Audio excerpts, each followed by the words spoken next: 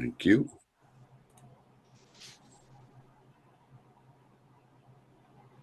No, you're on mute. Yes, you are. There you go. Well, I'm sorry. There we go. I love the way Joe says things as if it might be your fault. Nobody's fault. No.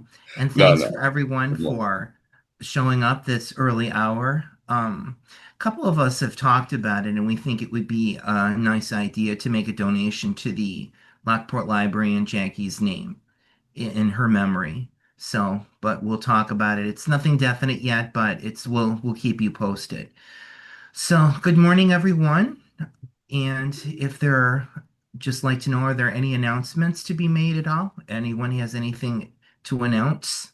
Sure, this is Kate. I did email everybody. We're meeting for breakfast today, the last time in person over the summer at Tom's, if anyone didn't see that email, and is available around 9-ish, not for very long. So breakfast at Tom's today, and we're back in person again, just a few short weeks away, first week of September. So I'll be planning on hybrid for that. Thank you, Mr. President. Back to you.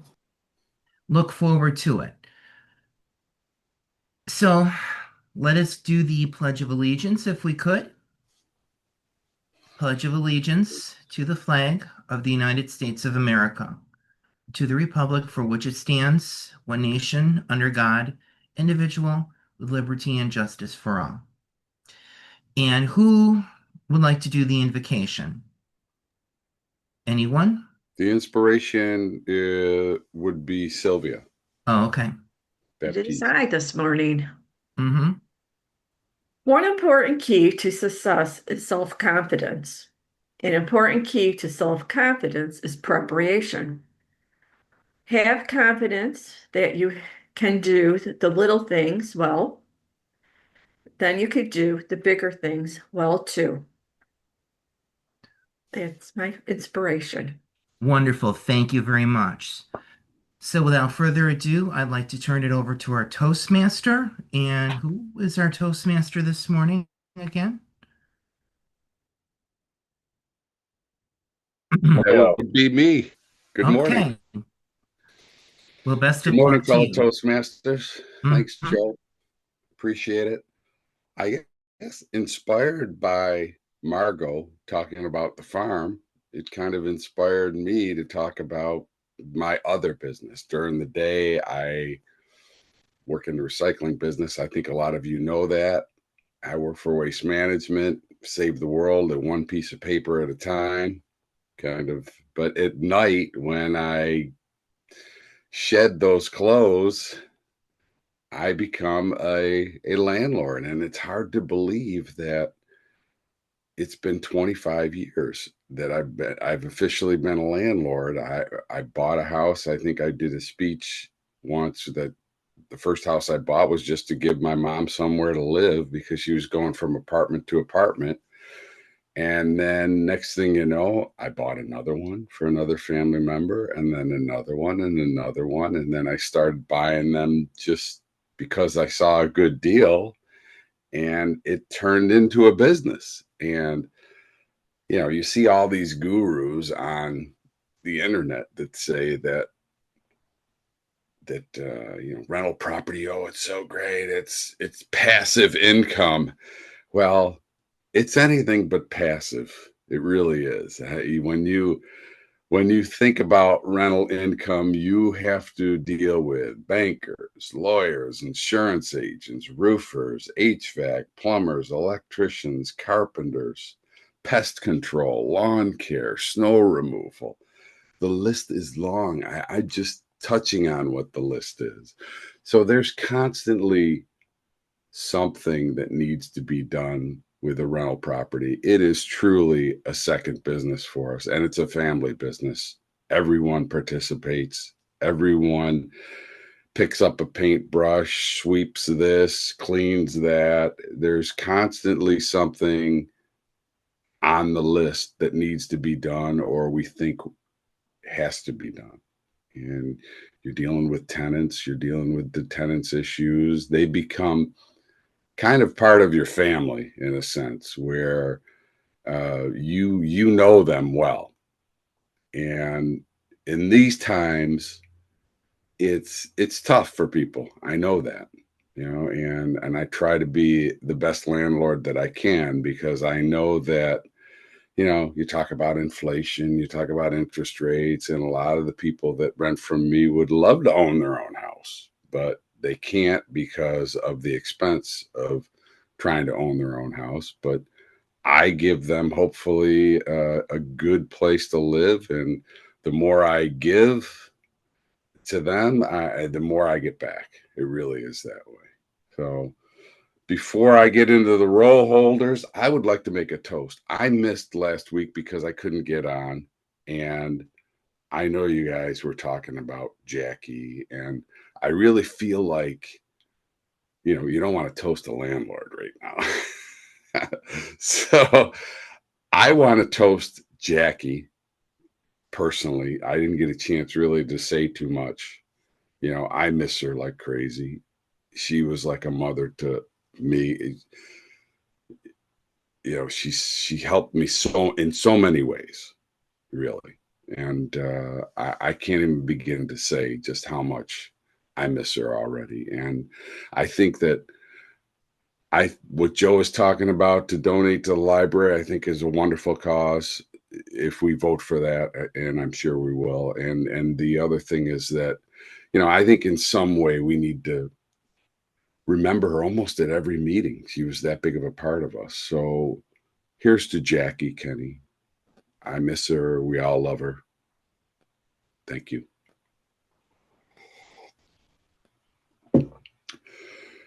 So let's see. Let's go through the roll holders. Is Mike Licata in? Mike's our word master this morning. Mike Licata.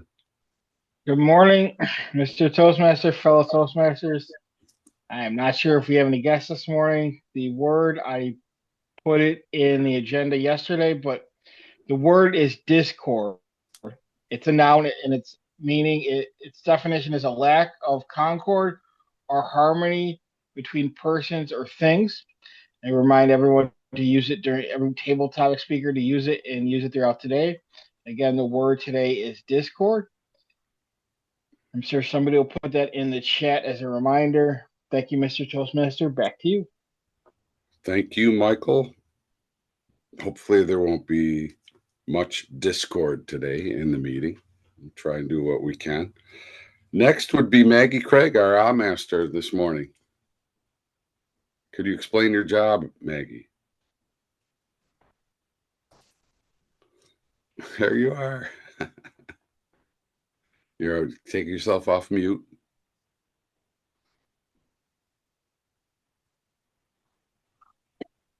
There, sorry. A different little button came up when I hit unmute. There was an extra button that said, "Do you want to unmute?"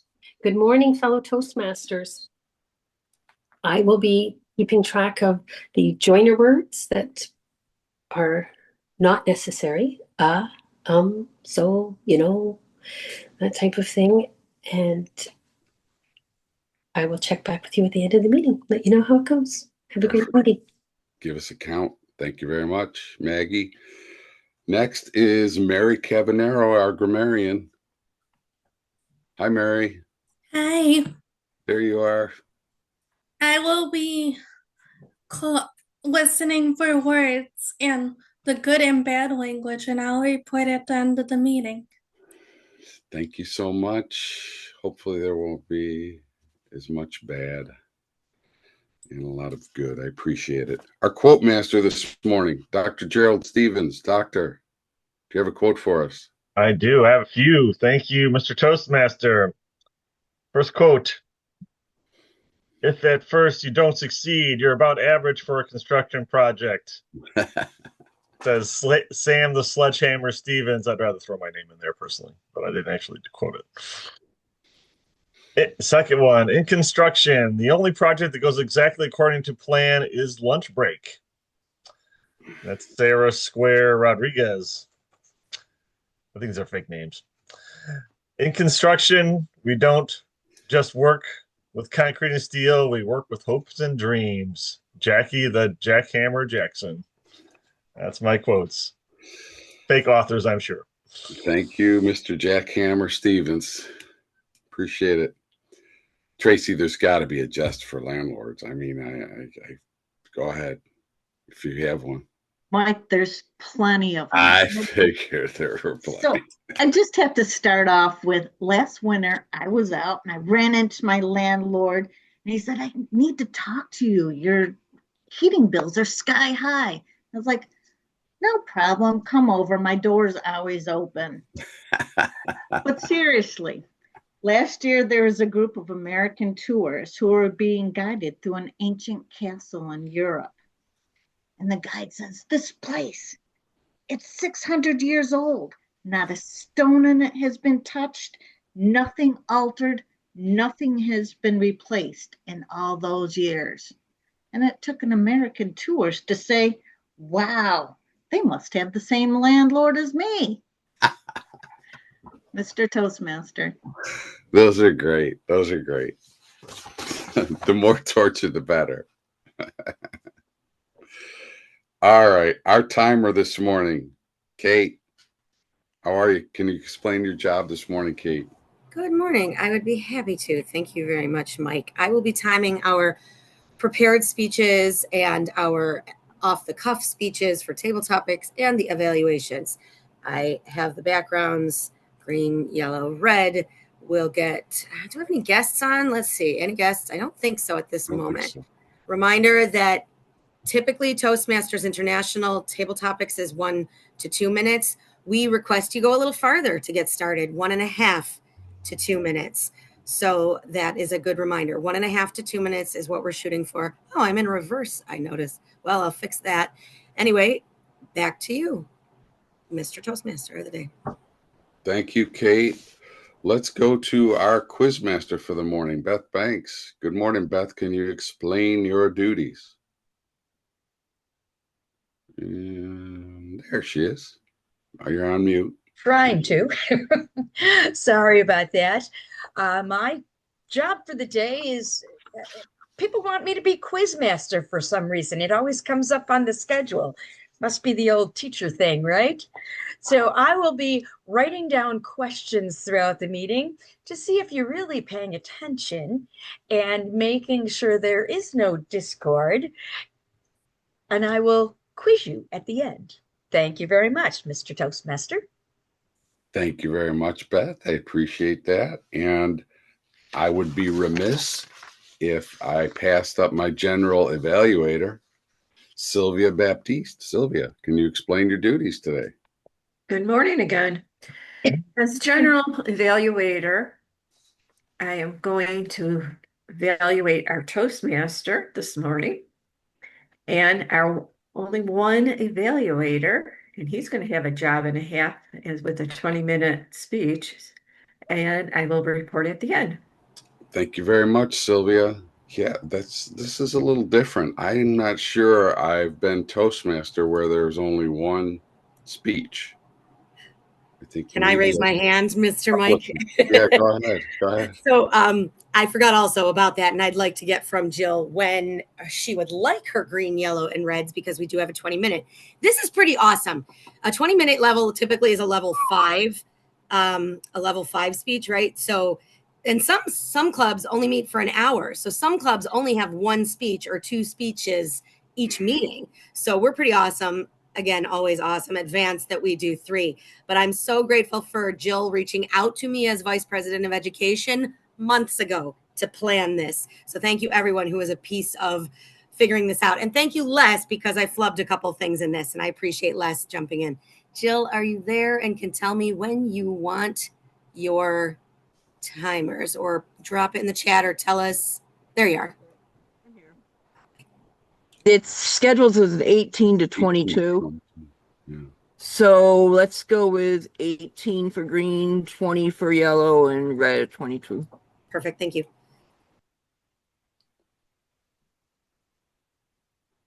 All right. Well, thanks. Thanks, Kate, for clearing that up. I really appreciate it. And I think we are going to move into table topics. Our table topics person this morning would be, oh yeah, it's Marshall. It's Marshall. Hi, Marshall. Good morning. How are you? Hi. Good morning. I am in the Houghton Museum of Xinjiang. So, can I ask 3 questions or 5 questions today? Oh boy. I prepared 5 questions. Okay. Fellow members and the most welcomed guests, good morning. I'm very glad to be the table topics master today. Table topics or impromptu speaking is to help you think your feet and aloud. This exercise would turn you into a quick-witted and eloquent person. Today's theme is life of a landlord, and I will ask 5 people to answer my questions. Everybody can speak 1 to 2 minutes. Please remind to use the word of the day, Discord. The first one I want to ask Stephen. Hello, Stephen. Stephen.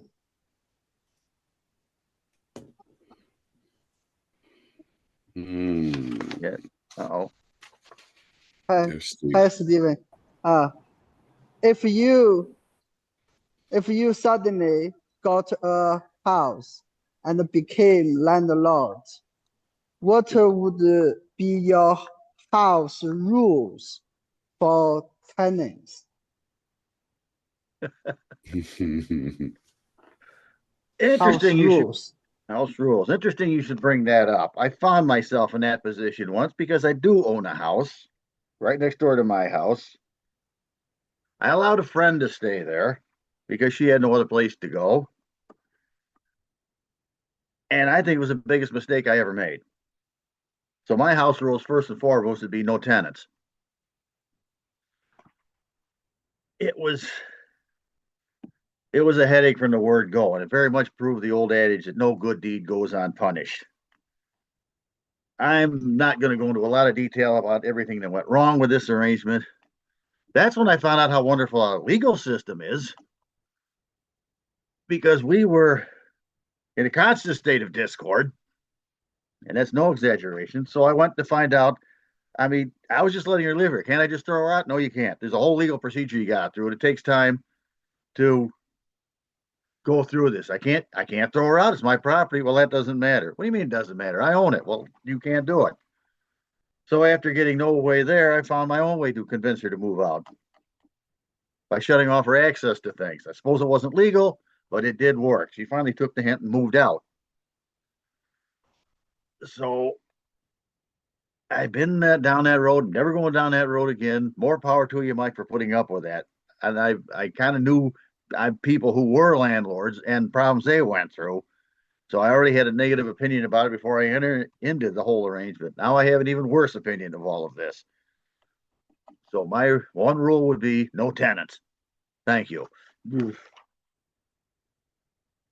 Thank you, Stephen. It's a wise answer. No tenants, no discords. The second question I want to ask Chu Yang.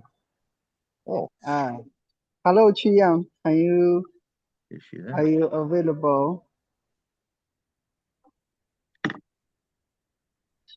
Chu Yang. Hi. There she is. Morning. Hi. Okay. Morning. Chu Yang, Yes. if you could design the perfect rental property, what would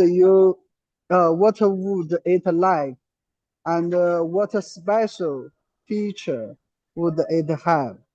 If you design your house to be rented, what would you design?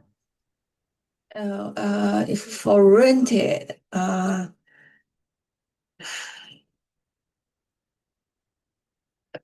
that's hard to say. Just a regular, for the family, probably a single house.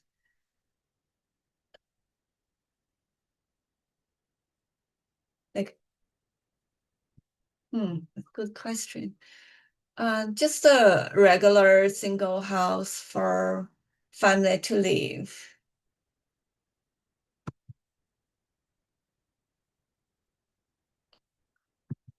I think that's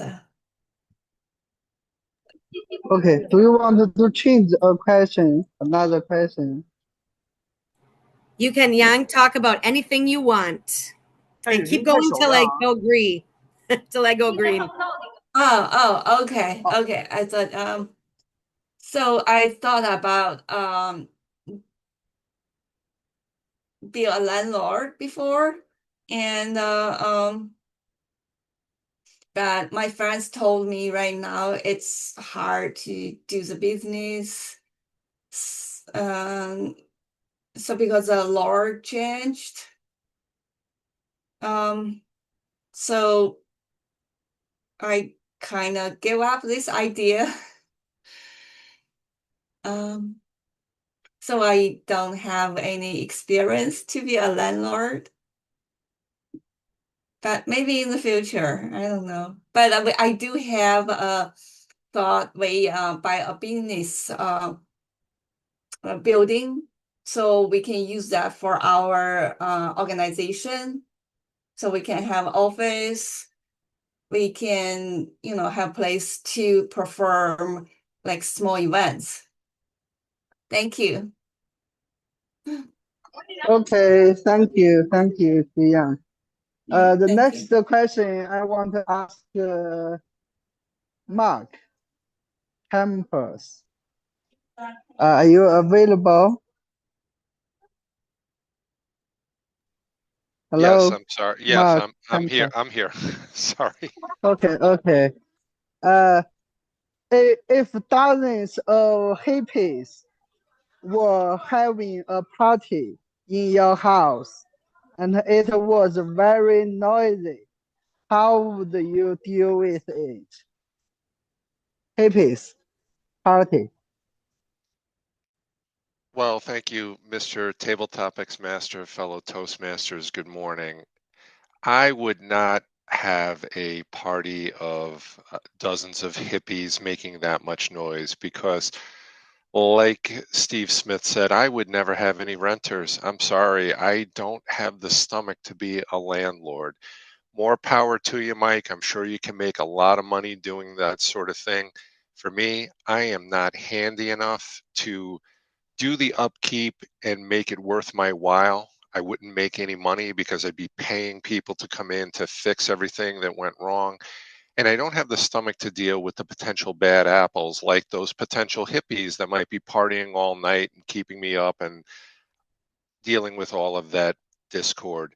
This topic makes me reflect upon my days as a renter, and I do not look back upon them as fondly as I would like. Some apartments that didn't have very good heat, landlords that would be knocking on the door at 8 o'clock on the first looking for their rent check, which we had, but come on, we're sleeping. And also just things, again, living back in New York City where you might be renting and it might have been a nice apartment and maybe your landlord was a nice enough guy and all that, but you had no backyard, no parking, no washer, no dryer, had to go to a laundromat, all those painful things. And needless to say, it makes me value home ownership so much because my wife has this little sign, all those decorative things, inspirational quotes, that sort of thing. But she has one on the mantle that says, I remember when I prayed for the things I have now. And we certainly live like that very gratefully, Mr. Table Topics Master. Thank you, Mark. You are not only good at dealing with discord, you are good at avoid discord. Thank you. Go back to our the Toastmaster.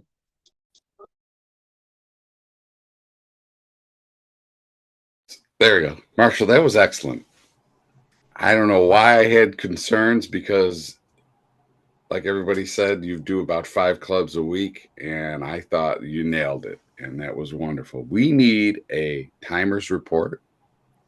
Absolutely. Thank you, Mr. Toastmaster of the day. All three qualified, Steve at 137, Young at 207, Mark at 158. Thank you.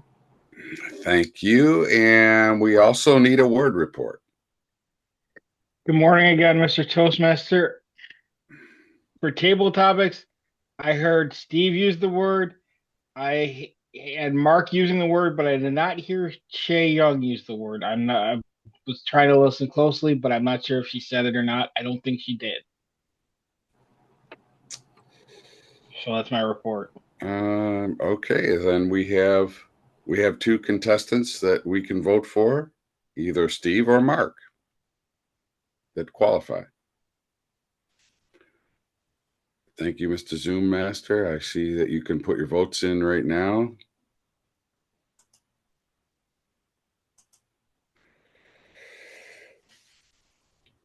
And thanks again to Marshall. You know, it's funny because Steve mentioned that he had one rental property and that was it, done. And 95% of people have the same experience. 95% of people that try rental income, they buy one property. They have a bad experience and they are done. And those bad experiences are definitely out there. So I try and minimize that bad experience for not only the tenant, but for me. So when I get my hands on a property, I have a formula that I use, and that formula is single family home. And one of the main first things I remember when I was a kid, we shared a driveway with the neighbors, and that was a rental property next door to our house on Bacon Street in Lockport. And that was one of the things. I will not get a shared driveway with anyone. It has to be their own personal driveway.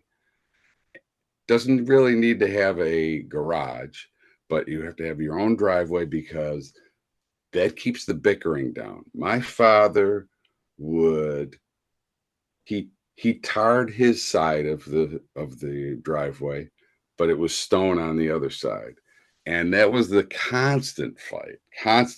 And there's certain things, that's just one of the things that I will not do when I go to purchase a house. The next thing I'll do is I go top to bottom and I fix it as best as I can so that no one is coming back to me in 2 weeks' time saying that there's something wrong with it. And that, I think, is part of being a good landlord. Most people don't want to deal with that. They don't want to deal with the expense of maintaining a property, and that's what happens. So when Yang said that she would buy a single family house, that's what I go for. You really don't want a building with 21 bedroom apartments in it. I can't even imagine having a building with 21 one or two bedroom apartments in it because those people are constantly moving in and out, and that's too much like work for me. I want long-term tenants that are going to take care of the property and hopefully pay on time. And thank God for Venmo. I'm not knocking on anybody's door at 8 o'clock in the morning looking for rent. I'm texting Venmo and YouTube. Oh my gosh. Well, that came around right at the right time for me. So all of those things are kind of what make being a landlord a little bit easier and maybe not as much of a pain in the neck as what Steve was talking about. And I've had tenants like Steve where you're right. You learn the legal jargon pretty quickly about the protection and the rights that people have as a tenant in New York State. And it's not as simple as, wait, I own it. And, get out. No, no, no, no, no, no. They're in there. They're in there, and they can be in there for, I think it's at least 90 days now for someone to leave, and you have to have a pretty good cause. So anyway, it's not a simple game, but there are benefits, and I'll talk about that later. Let's move into the speaking portion, and we have one speaker this morning. And Les, would you like to introduce the speaker, and you have the title? Yes, I do. Awesome. But before I introduce the speaker, I was not able to make last week's meeting. And once again, as Mike has praised Jackie, I have also praised Jackie. I think she was a very great person for our organization, and she will be greatly missed. And the word of the day is Discord, and we will bring Jill Roaring in for her 20-minute speech, which is Stop and Think. It is out of Pathways, Innovating Planning, Level 5, Prepare to Speak Professionally. 18 to 22 minutes. Jill Roaring, Stop and Think. Don't start timing it, Katie. I sure hope I can do this. Okay. Okay. All right. Now you can go. Good morning, fellow Toastmasters. We have no guests. I want you to stop and think. How many times have you seen a car with one of these? And the people exiting the car don't look like they need it. I bet a bunch of times, because I have.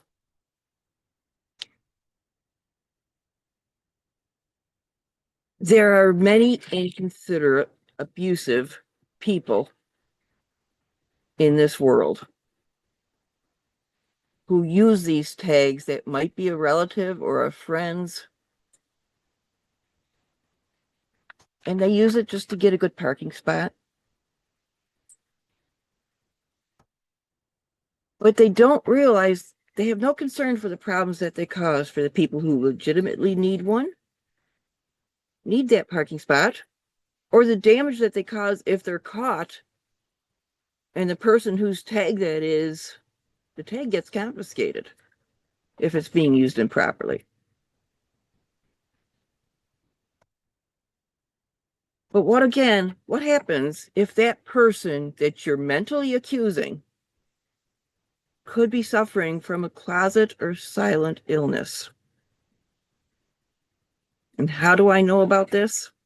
Because I am one of those people who has spent the last 24 years trying to function as normal.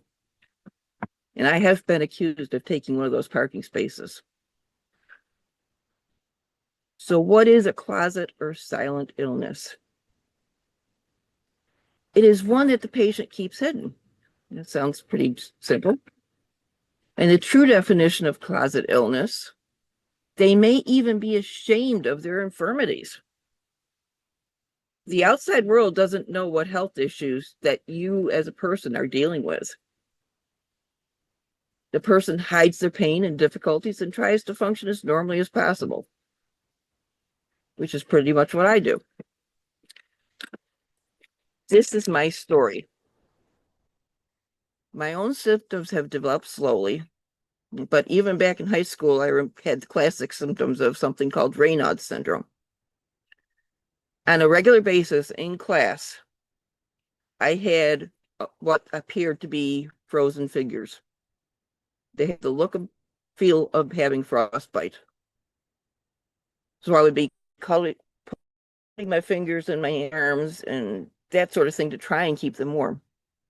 And it's a circulation problem, but it is an autoimmune condition, which is autoimmune is when the body attacks itself. In addition, I've suffered from allergies and congestion and allergic rhinitis, which are technically an autoimmune condition as well. And if I think back, according to my mother, I had a horrible case of cradle cap as a baby. And I wonder if it was a precursor, because lupus is a skin condition problem, which is one of the ones I have. I believe it might have been a precursor there because I've always had a scalp condition similar to dandruff, but it's been more layered and stickier. It's kind of gross. Around 1989, I had my first surgery for a deviated septum, unrelated to the autoimmune. It's probably really related to a collision with my horse's head. But it failed to relieve my stuffy nose. And I finally had allergy testing around 1996. And the testing verified that I was allergic to a whole slew of environmental allergens. The next step was allergy shots, which I did for a couple years. Then my insurance ran out and was unable to do it. In 1991, I experienced my first bout of Stevens-Johnson syndrome. Stevens-Johnson syndrome is an allergic reaction to medication usually. It wasn't diagnosed then. It's something that I realize now that I had that then. I suffered 103 fever with a rash all over my body as a result of the medication that was prescribed for an infection I had on the back of my scalp. I had a hole in my head. I was initially diagnosed as having scarlet fever when I had this reaction. And after a week, I was feeling well enough to start on the medication again because I had stopped on it because I was feeling so absolutely horrible. I didn't connect the problem to the medication. Well, 25 minutes later, we knew that I had been having an allergic reaction. The symptoms were even worse the second time because they were acute, where the other time they had kind of slowly built up until I was feeling lousy. This time, it was just boom. Family asked me if I wanted to go to the hospital. But we were at my in-laws' camp in Bolivar in the southern tier, at the top of the second highest peak in Allegheny County. And the driveway at that point had not been improved. And it was a very difficult trip up the driveway when we were returning to camp. And the last thing I wanted at that point was to go back downhill. It was probably a bad decision on my part, but that's what I decided. I did recover from that allergic reaction. The hole on my head was finally diagnosed as a staph infection. And my doctor had the first suspicion that I had lupus, which is another autoimmune disease. That was 1991. In 1999, I went through an ugly divorce, as some of you know, plus several other life changes that were very, very significant. My body reacted with rosacea, another autoimmune disease that creates horrendous acne on your face. Except it isn't acne, and if you treat it with the solutions you used as a teenager, it makes it worse. Unlike acne, this comes from below the skin and makes you feel like you have an extreme sunburn from the inside out. When it's bad, it's painful. A lot of people get it and they just have some redness in the cheeks and that sort of thing. You tend to blush a lot if you have it, which I had blushed very easily up until then. It was kind of a, oh, okay. I got over the acute phase of it. Took about 6-8 months. But it's always waiting for a stressful time because it is a chronic condition. And at that point, I was not in a silent illness yet. I was still in a silent illness state. I had no idea how sick I was going to be. But then October 2001 happened, and I was in an extreme rear-end collision. I had a significant whiplash injury, damage to my right shoulder, and my face had hit the steering wheel. And the guy hit me twice. The damage had a severe effect on my ability to function. But my store had to stay open. That was my income. What was I supposed to do? The hazards of being self-employed. Ironically, the fitness level the store had created in me kept me going. I kept working through it all because for me, what was the alternative? I had none. My father wanted me to quit. Shut it down. Couldn't do that. There were problems that needed fixing, like the pain in my shoulder became unbearable in 2003, leading to surgery to remove a bone spur. Didn't take the pain completely away, but it took care of the worst of it right then. I couldn't even push a broom at that point. I'd also had another surgery on my nose as a result of the steering wheel contact, at which point the doctor told me that he couldn't do it again. There was nothing left to remove. And the whiplash kept creating headaches, muscle and skeletal pain, because it reaches down and goes through your whole body because it's right there. And it also gave me a neuropathy in my back. On my right shoulder blade, I was scratching it. And I was scratching it to the point of ripping it open. And I could stop myself from doing it during the day, but I wasn't stopping myself at night.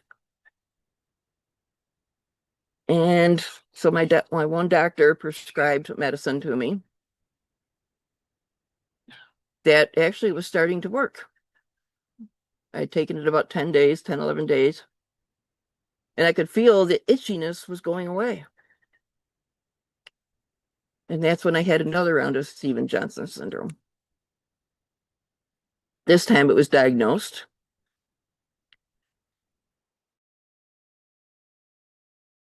This time the doctor sent me to the hospital, telling me I had a 15 to 30% chance of not coming out.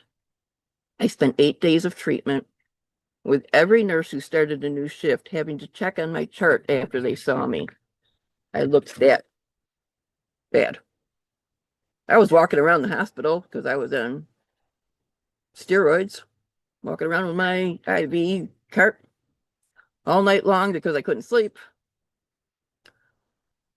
My mother had an extreme scare when she showed up shortly after I had to swallow 3 of those huge potassium tablets. I couldn't get them down now at this point. The nurses gave me a blue popsicle to soothe my throat. Didn't think anything more of it. Mom showed up. I was already getting yellow from the jaundice because my liver was shutting down. I had red and purple spots all over my face because all the blood capillaries were bursting. And now I had blue lips. I didn't know any of this. I really hadn't looked in the mirror in the last 24 hours. And Mom just sat there, not saying anything about her fear of what she was seeing. She told me of her relief when I mentioned the popsicles.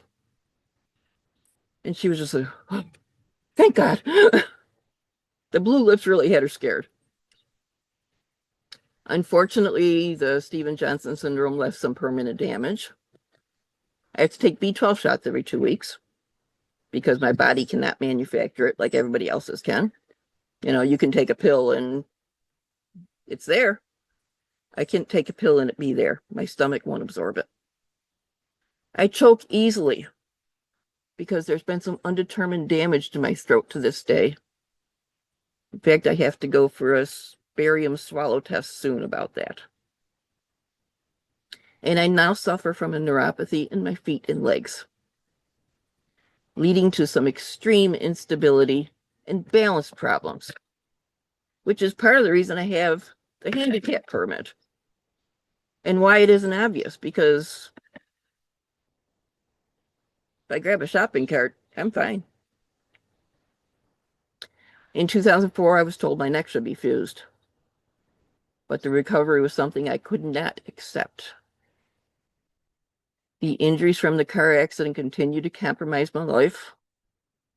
And the possibility of lupus was already in the background. But again, what was my alternative? I had to just keep going. Unfortunately, my fitness level did allow me to keep going. Around 2008, my hands and arms became severely painful and inflamed.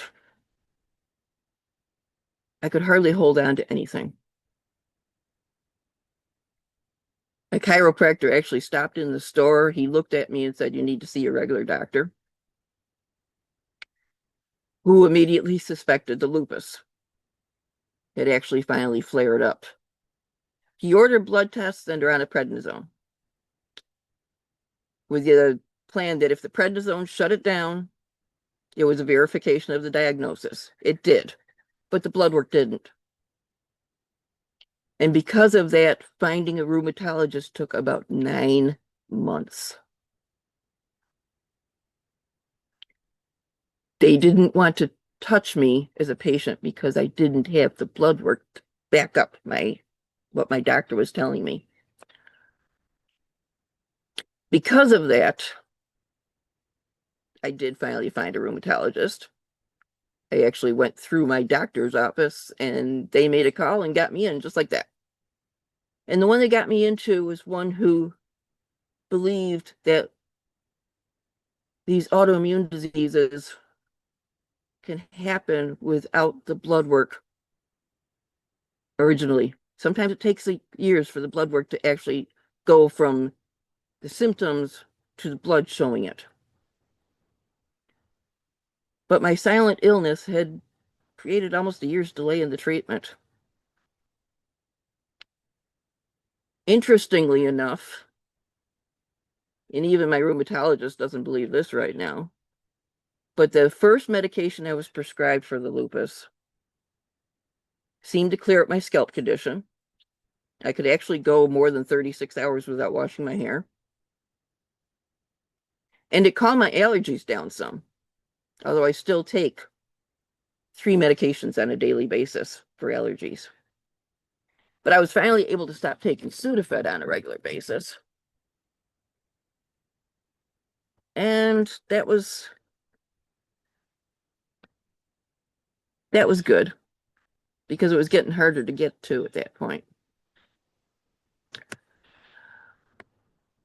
Life took a turn in 2011 when my spouse Keith passed away from congestive heart failure, which it ultimately resulted in the forced closing of my store. Serious stress, but fortunately the rosacea did not flare up too bad. It was there, but it didn't flare up too bad. By now, I was also on Medicaid, so I had health care.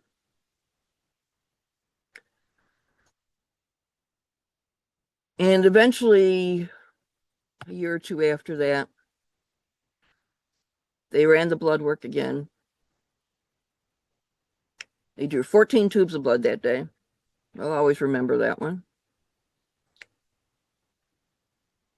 And I finally had what they call ANA markers, which are some kind of markers of inflammation. But to our surprise, they didn't just say that I had lupus. I also have rheumatoid arthritis, and I have Sjogren's disease. The wallop of that diagnosis could have shut me down. Of course, I immediately started looking to see what Sjogren's was all about. You know, you've heard about rheumatoid, and I knew about lupus already from having possibility of having it. But the Sjogren's was a new one to me.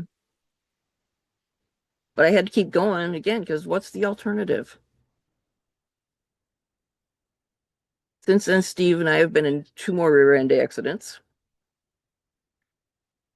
The first one in 2012 damaged my neck further, which made surgery now a necessity. But the recovery was so much simpler this time. And I had it done. Things were going fairly well. I was still having pain here and there. Of course, the lupus is still acting up. I'm still fighting with insurance companies to get things done. My right shoulder continues to be a problem. We also had the second rear end accident was in 2015, which was before my neck had completely healed. But fortunately, it didn't damage it. But throughout all this, I've tried to live a full life. I'm not working, but that's a result of having headaches and all sorts of stuff like that. I can't be reliable. It was interesting when I went for disability hearing, and I told them I need to usually sleep a couple hours during the day, at least lay down and rest. And the agent, the work expert for the disability, said that there's no problem. I could find a job that allowed me to do that. I don't know of any job that allows that other than maybe mattress checker. And I haven't seen that job posted any place lately. So it's not obvious I have the injuries. There's times I limp more than others, but we all limp at times, don't we? Especially when you get up in age. Katie's got her problems. We know that. But I want you to give yourself something to think about. The next time someone makes you wonder whether they deserve this privilege, maybe give a thought as to what they could be going through. Put yourself in their shoes. You probably want to take them back off. Thank you, Mr. Toastmaster.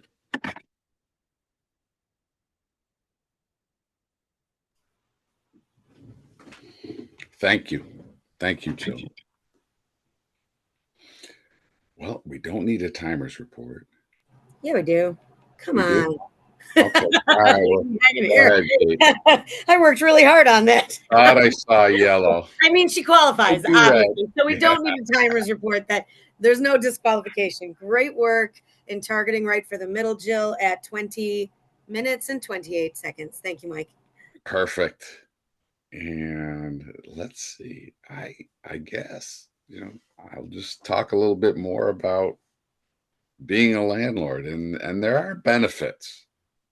There are benefits of being a landlord and owning property. There's no doubt about it. There's income you can derive from being a landlord, which is good. You get depreciation on the homes, which that helps as well with taxes. And if you have a day job, it kind of, limits your taxable income. There's no doubt about it. You build equity in these homes from the renters that are living there. But that all takes time. It's not, they portray it on the internet, which really, it makes me laugh that you just go buy a house and next thing you know, you're rolling in it. And, you're driving around in a Mercedes and to go to your yacht. And it's really not that at all. It takes a long time for the equity to develop, right? And the appreciation on the house. Now, granted, in the Buffalo area, we were always like steady, 2 or 3%, no big deal. But in the last 10 to 15 years, people have started to recognize Buffalo as a place to live. And I think more and more people are moving here. And we've noticed that in the appreciation and the value of the homes. And being a single family owner of rental property, you can, in the last few months or few years rather, it's been pretty good. But the downside is all it takes is one roof to go. And, now when it used to be, $5,000 to $8,000 to replace a roof, now it's starting more right around 15,000 to replace a roof. And Then you've got maybe possibly a furnace. And then all of a sudden, next thing you know, all the profit for that year for that house is gone. And maybe even for multiple years. But I don't want to paint a lousy picture, right? Because it's been very good to me and to my family. And I think that it's taught my family and my kids how to run a business, how to be reliant on yourself, because a lot of these things we try our best to fix them ourselves. We do the work ourselves on these properties.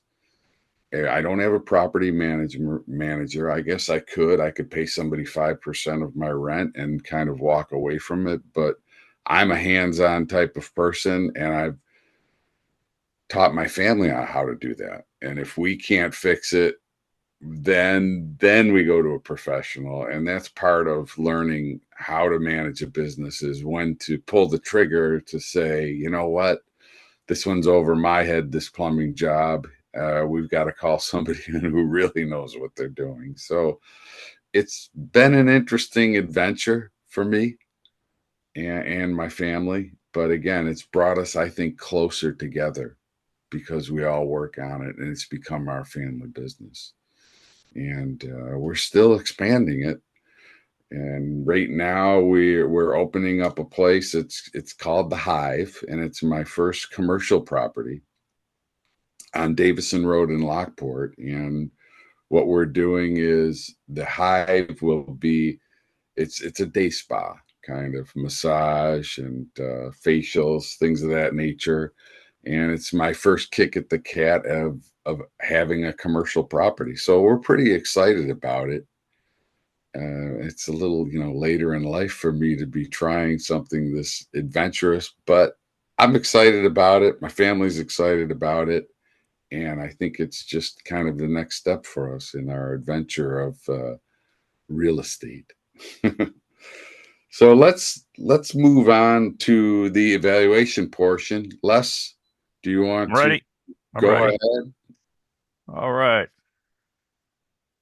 I'm ready, timer. Jill, I love your speech. What I liked about it was when you had your tag, I was offered a tag for my knee, and I passed on it. And when you come into Excelsior for PT, all of the handicap spots are usually filled up, and you see some people get out and walk right in, and then they're in PT and they're on the floor basically because they're exhausted or they push themselves too hard. So I totally understand where you don't judge someone getting out of the car um, with your tag. I also liked how your whole emotional part of the speech didn't need gestures. You had a couple hand gestures here and there, but overall, I think the way you, with your backdrop, your facial expressions, your tone, your pace, all of that brought in all of the things that you went through in your different medical problems, your family. It made me think and relate to stuff that I have gone through. As I deal with a lot of clients, I hear a lot of stories, and I understand because you don't judge the book until you get into the person, what's really wrong with them. Because if you judge it by their cover, you're not going to truly understand what they're going through. You have to listen to their story. The only real criticism I would give you was you should have had a blue popsicle hold up on you. That was the only thing I think it would have given it a little more oomph. And the other thing what I liked about was how you ended, you brought all of this emotion, feeling to your speech. And then the funny thing is you ended up with a mattress checker as your job, and that brought everything together and made it an excellent speech. Jill, great job. Thank you. Thanks, Les. Let's go to the timer. We don't want to neglect the time. As you all saw, I qualified. Great work, Les, at 2:13. Thank you. Thank you. This is strange, you know. One evaluator, one timer, one speech. I guess I But won. at this point, at this juncture, will turn it over to my general evaluator this morning. Sylvia, you out there? You ready to take charge? Well, I'm here. It's been an interesting meeting, Mike. I'm not sure if you know where I work that we have property on homeless, low-income homeless women's shelters, and Oh, I didn't know I could that. relate to some of the stories of tenants not paying, damaging the apartments. We have one in Niagara Falls that yesterday we just celebrated 20-year anniversary of Carolyn's house, 19 units from studio to 3 bedrooms. Yes, it's a revolving door. Someone is always moving in, someone's always God being bless you. evicted, Yeah. cleaning. It's a cycle. That's only the one. And then we have a 12 studios in North Tonawanda, and then in Lockport we have 3 upper lower apartments.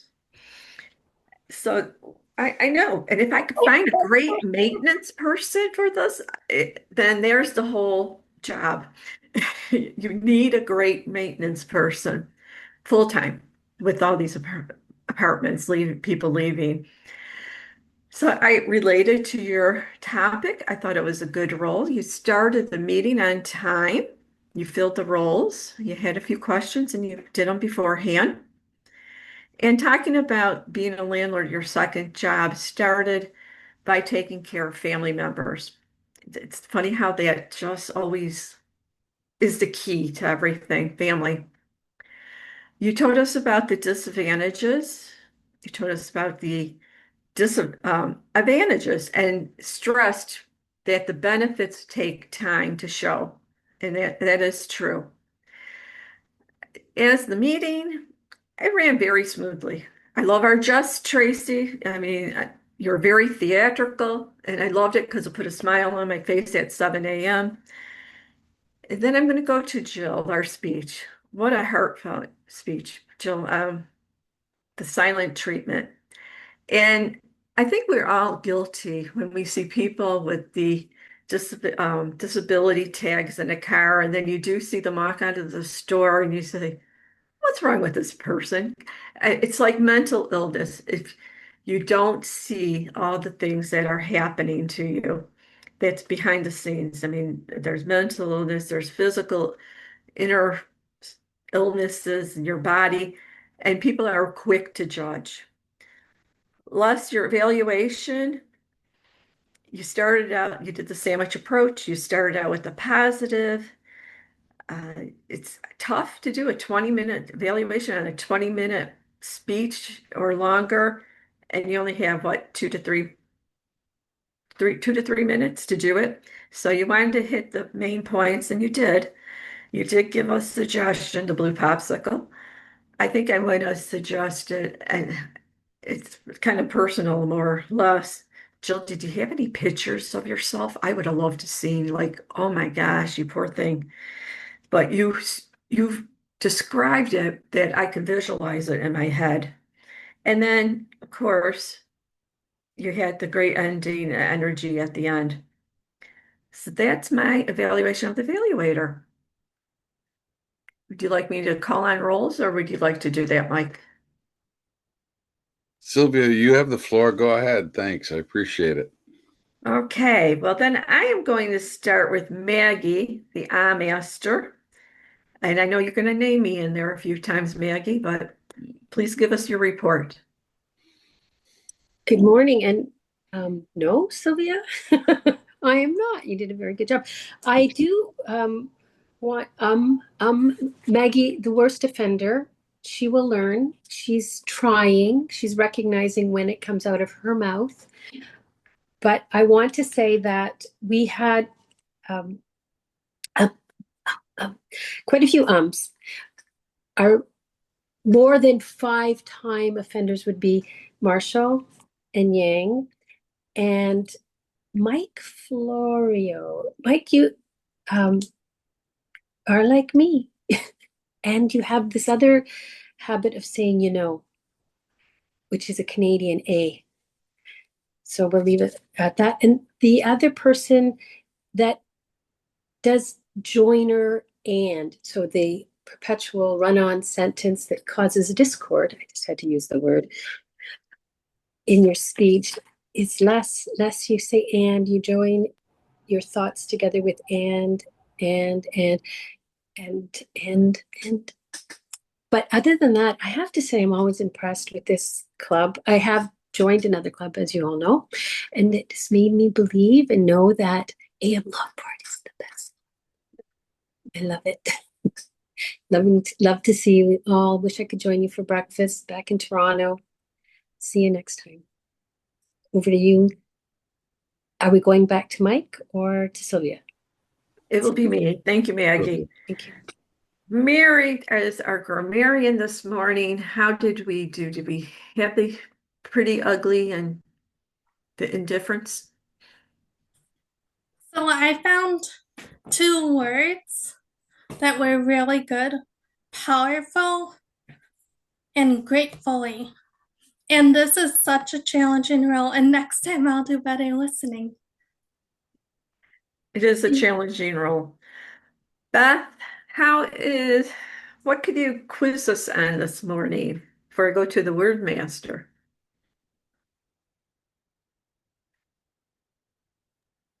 Okay.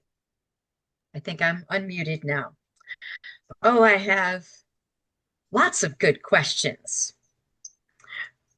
What is the only thing that goes according to plan in construction? Lunch break. Very good. What are Steve's house rules? No tenants. No tenants. No Oh, tenants. yeah. Very good. Yeah. What is one of the reasons Mark Campos won't be a landlord? No patient for it. Maintenance. Maintenance and yes, no stomach for it. What is Mike's formula for being a landlord? No shared driveway, single family residence. There's something else. Maybe one more thing. Somebody else do it. Yeah, no 1-bedroom apartments. Right. That creates a lot Single of family home. Yep. Oh, yeah. 3 bedrooms. And fix it top to bottom when you buy it. What is an autoimmune condition? Sorry. When the body attacks itself. Yes. Does anyone remember what Mark's wife's plaque was up on the fireplace? Something to be grateful. Grateful what you have today, something in that order. Yeah. In that order, yes. I wrote it down because I thought it was really, really a good one. I remember when I prayed for the things I now have. That is the list of questions. Thank you, Madam General Evaluator. Evaluator. Our last rule holder, Mike Liccato at the word master. Good morning, Madam General Evaluator. Mike, the Toastmaster used it once. Beth used it once. Marshall used it 4 times during table topics. I'm sorry about that. Mike used it once. Beth used it once. Les used it once, and Maggie snuck it in there in the end during her report. And that is my report for the word Discord this morning. Back to you, Madam General Evaluator. I'm going to turn this meeting back to our Toastmaster. I am done for my job for today. Well, thanks, Sylvia. Let's see. I guess we'll go over who won what, right? Let's go backwards. The suspense is killing me. I'm just wondering who may have won the evaluator one. I think it was close. Are we going to put that up there? I think it was less. And then who won this morning best speaker? Another tough race. Jill Roaring, wonderful job this morning. But now, who won Table Topics? We need to know that one. I don't have that in front of me here. All right, so I typically private message the Toastmaster, the general evaluator, and the presiding officer. So somebody should have it, unless you I want me see to it announce here. it. I know. Okay, there you go. I know now. This morning, our best Table Topics Table Topics contestant, Steve Smith. Nice job. You nailed it. That is it. I think I'll call our president up, and if there are any other announcements, I think that our president will close out the meeting this morning. Hi, Joe. Thank you. So, are there any announcements? Anyone like to say anything? Okay. We need to, I don't know if it's an announcement or a comment. We need to deal with the proxy today. That's more you and I, Joe. Did you file it last night? I tried. Okay. So Yeah. Kate, are you Yes, there? ma'am. I So- am. So I spoke with Ava, and she suggests that we do sign our proxy over to Jillian, regardless of the fact that we will be there. It's just a long process, and it's easier if one person has it. So the only people that can do to sign that over are either Joe or myself. And if you said you knew how to do that, so do you want to? You know what? I'm going to call on our present district director, who is the District 37 director, but I feel like you know these kinds of rules better. And I feel like in this meeting, do we have to just have a vote quickly that our proxy is going to be carried by our District 65 director, David, or am I misunderstanding?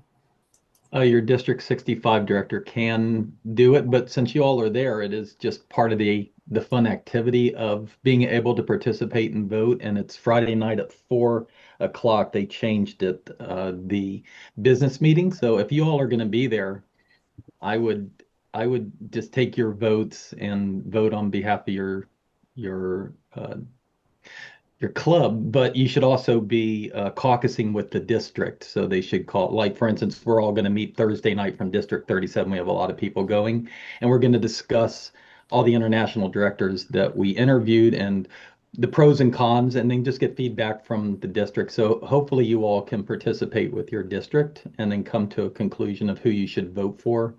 That would be my suggestion, not just giving it over to your district director if you're going to be there. So David, then the person that can carry that vote for us is the secretary. Is that correct? Or can it be somebody else?